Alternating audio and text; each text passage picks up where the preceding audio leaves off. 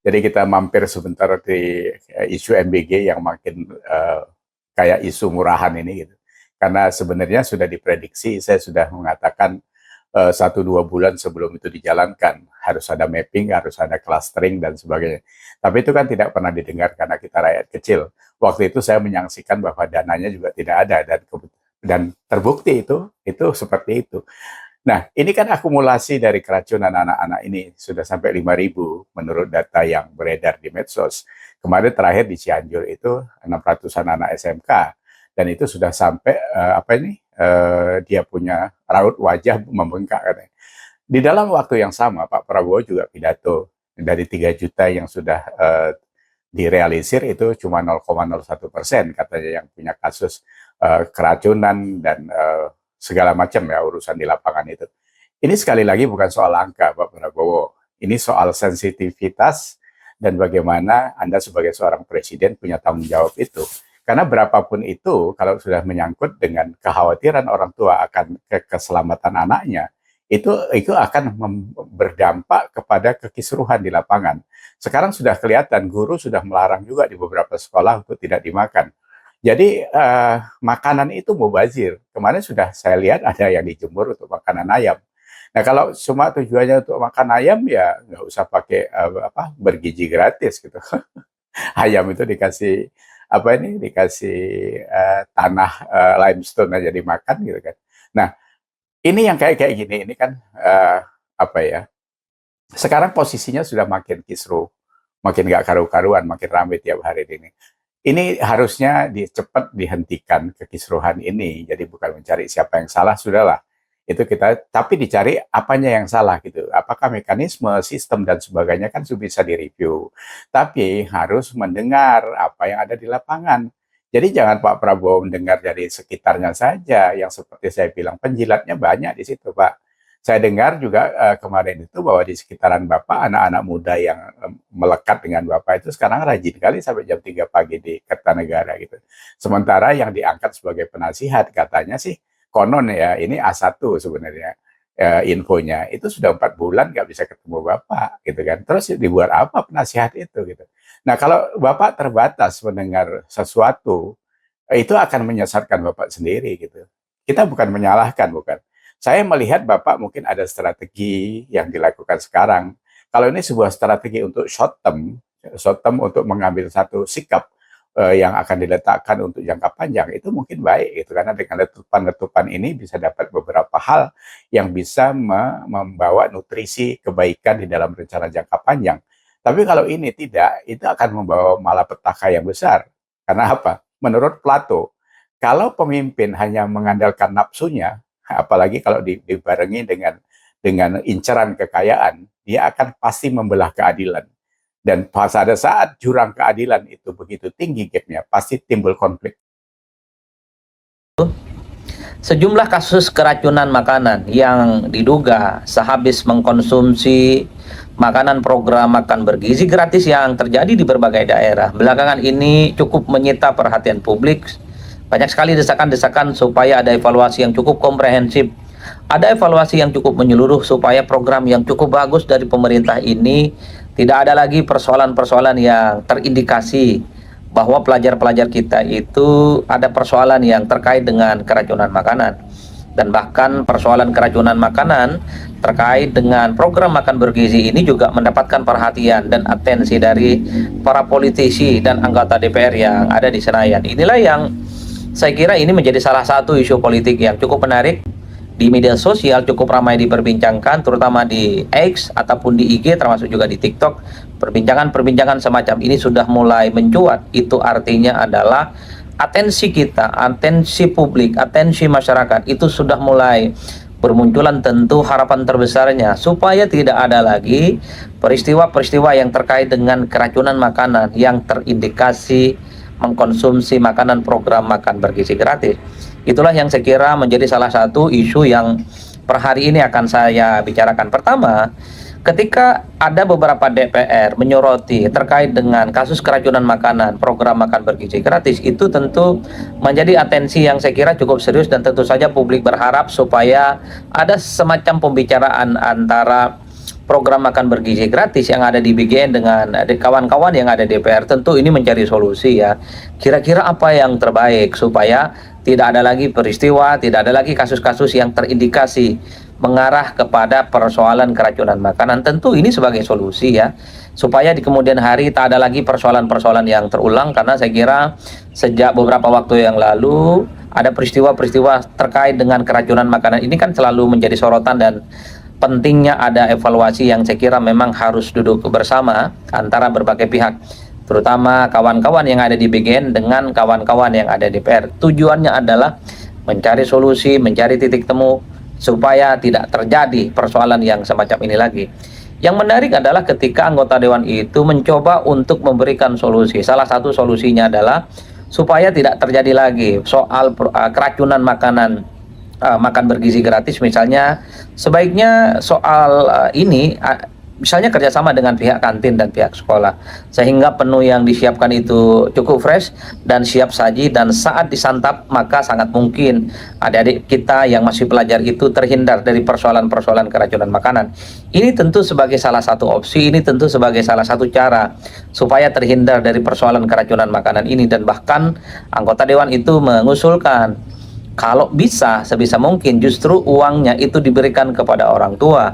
Biarkanlah orang tuanya itu yang kemudian akan membuat makanan sesuai dengan anggaran yang telah diberikan, sehingga persoalan keracunan makanan itu tidak terjadi lagi. Karena kalau kita misalnya mendengarkan argumentasi dari salah satu anggota dewan, mungkin salah satunya kenapa ada soal keracunan makanan ini karena memang proses pembuatan makanan yang akan disajikan kepada pelajar itu kan cukup panjang. Misalnya beli bahan pagunya itu jam 11 malam, dimasaknya itu jam 4 subuh, jam 4 pagi-pagi buta, kemudian misalnya dibungkus jam 7 pagi, baru kemudian jam 11 ataupun jam 12 siang itu disajikan ke adik-adik kita, kemudian disajikan kepada pelajar. Itu tentu mata rantai yang cukup panjang, yang mungkin di situ ada terkontaminasi bakteri gitu ya, ada sesuatu yang kemudian tidak higienis, sehingga ketika dikonsumsi oleh adik-adik kita, oleh pelajar-pelajar kita, terjadi sesuatu yang kemudian tidak sesuai dengan harapan, seperti fenomena keracunan makanan itu. Itulah yang saya kira semacam solusi, semacam ikhtiar. Yang paling penting adalah soal program makan bergizi gratis, yang ini adalah program yang cukup hebat, cukup bagus dari pemerintah, tapi pada level implementasinya yang paling penting jangan lagi ada persoalan-persoalan yang terkait dengan keracunan makanan ini. Ada yang mengusulkan, anggota dewan itu ada yang mengusulkan supaya BGN bekerja sama dengan kantin-kantin sekolah. Ini tentu harapannya makanan yang disajikan itu higienis, kira-kira begitu, dan ibu-ibu kantin terberdaya secara ekonomi, dan yang paling penting ibu-ibu kantin itu adalah sangat terbiasa melayani adik kita yang masih menjadi pelajar di setiap sekolah yang mendapatkan program makan bergizi gratis. Ada juga yang kemudian mengusulkan supaya duitnya saja diberikan ke orang tuanya, supaya orang tuanya lah yang mempersiapkan makanan bergizi gratis kepada pelajar-pelajar kita. Saya kira ini sebagai sebuah diskusi, sebagai sebuah catatan kritis sebenarnya menjadi penting ya, kan tujuannya adalah supaya terhindar, jangan lagi ada persoalan-persoalan yang terindikasi mengarah kepada keracunan makanan soal program makan bergizi gratis. Bagi saya ini adalah semacam ikhtiar ya, supaya peristiwa semacam ini tidak terulang lagi di kemudian hari. Dan bahkan ada anggota dewan yang kemudian juga mengusulkan supaya BGN, Badan Gizi Nasional, itu bekerja sama dengan BPOM, Badan Pengawas Obat dan Makanan. Ini tentu untuk menjamin bagaimana kualitas program makan bergizi gratis itu memang sesuai standar, sesuai dengan harapan. Karena kita tahu beberapa bulan yang lalu pemerintah itu menginstruksikan jangan lagi ada persoalan-persoalan yang terkait dengan keracunan makanan, karena inilah yang saya kira menjadi sesuatu hal yang cukup krusial dan menjadi penting. Karena secara prinsip kalau kita mau tahu ya, secara prinsip sebenarnya soal program makan bergizi gratis kan diapresiasi oleh masyarakat. Ini program bagus loh, semacam antisipasi supaya adik-adik kita, supaya pelajar-pelajar kita di seluruh Indonesia gizinya berkecukupan gitu ya, sehingga itu akan menunjang bagaimana kemampuan daya intelektual mereka yang kemudian dipersiapkan sebagai calon-calon pemimpin dan calon-calon generasi bangsa yang kemudian secara gizi, secara kesehatan, dan secara IQ itu bisa meningkat secara signifikan. Itu kan tujuan awalnya. Yang paling penting untuk dilihat gitu ya, kira-kira adalah soal pada level implementasi. Karena belakangan ini saja misalnya sudah terjadi sejumlah kasus terkait dengan keracunan makanan yang terindikasi sehabis mengkonsumsi makanan program makan bergizi gratis. Misalnya ada di Lamongan, ada di Garut, ada di Sulawesi ya. Kemudian juga misalnya ada di Gunung Kidul, kemudian juga ada di NTB. Ini dalam seminggu 2 minggu saja sudah begitu banyak peristiwa-peristiwa terkait dengan program makan bergizi gratis yang saya kira sudah mendapatkan sorotan yang cukup serius dari berbagai kalangan ya, terutama dari kalangan publik, termasuk juga oleh kalangan-kalangan yang ada di DPR. Bagi saya program makan bergizi gratis adalah program yang cukup bagus karenanya butuh bagaimana semua pengawasan, butuh bagaimana masukan-masukan dari rakyat supaya hal-hal yang semacam ini jangan pernah terjadi lagi, karena kita tentu tidak mau ada keracunan makanan terkait dengan program yang cukup hebat ini. Itulah yang saya sebut sebagai pentingnya evaluasi terus-menerus diingatkan, karena tentu kita tidak mau bahwa program yang hebat ini akan terkontaminasi pada persoalan-persoalan teknis di belakangnya karena tidak sesuai dengan SOP. Itulah yang saya kira menjadi isu politik yang cukup menarik. Nah, yang ketiga bagi saya secara prinsip, kalau kita misalnya berkaca di negara-negara yang lain soal program makan bergizi gratis yang sudah sukses, ini sebenarnya adalah program hebat ya.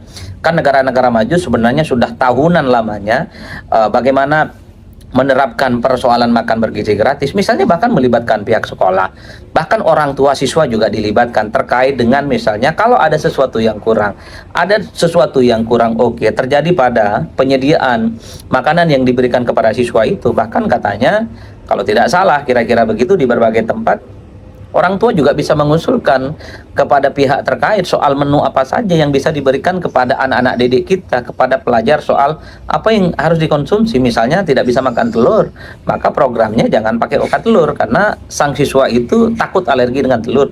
Ada juga yang alergi dengan sayur, ada juga yang alergi dengan daging. Itulah pentingnya kenapa sekolah dilibatkan dalam penentuan menu. Bahkan juga orang tuanya juga perlu memberikan evaluasi terkait dengan menu yang diberikan. Harapannya adalah bahwa ketika menu yang disajikan soal program ini adalah sesuai dengan kebutuhan siswa, kebutuhan dengan pelajar, sehingga hal-hal yang tidak diinginkan itu bisa dihindari. Itulah yang saya kira tentu apa yang kemudian menjadi wacana cukup penting ini, bagaimana pentingnya mengevaluasi terkait dengan program makan bergizi gratis pada level teknis menjadi penting. Tujuannya adalah supaya jangan lagi ada persoalan-persoalan yang terindikasi mengarah kepada keracunan makanan yang berkaitan dengan program makan bergizi gratis. Kan level keracunannya itu misalnya ada yang bengkak-bengkak, kemudian ada juga yang dirawat, ada yang muntah-muntah, ada yang mual, ada yang sakit perut dan seterusnya. Inilah yang saya kira kita doakan semoga program yang cukup hebat dari pemerintah yang menggunakan anggaran dana yang cukup luar biasa pada level teknis, pada level implementasi itu sesuai dengan harapan kita semua. Programnya bagus, implementasinya bagus, sehingga siswa dan pelajar-pelajar yang menerima makanan ini juga sesuai dengan harapan, dapat asupan gizi yang berlimpah, berkecukupan, sehingga menjadi support supaya nalar dan intelektualitasnya kepada pelajar itu semakin meningkat dan semakin hebat. Tujuannya adalah untuk mempersiapkan kualitas SDM yang paling hebat.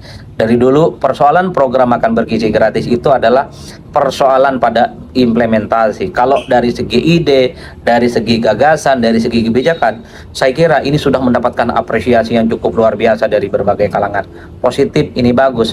PR terbesarnya adalah memang pada eksplanasi, pada eksekusi di level bawahnya, yaitu pada level implementasi, supaya penyediaan di level teknis soal program ini jangan lagi terulang yang mengarah kepada keracunan makanan ini. Ini yang saya sebut sebagai program bagus. Tantangannya, evaluasinya, masukannya adalah pada level teknis. Mari kita berdoa semoga semua pihak duduk bersama mencari solusi, jangan lagi ada keracunan-keracunan terkait dengan makanan yang mengarah kepada persoalan program makan bergizi gratis. Kira-kira begitu Bapak Ibu yang menarik untuk saya sampaikan hari ini.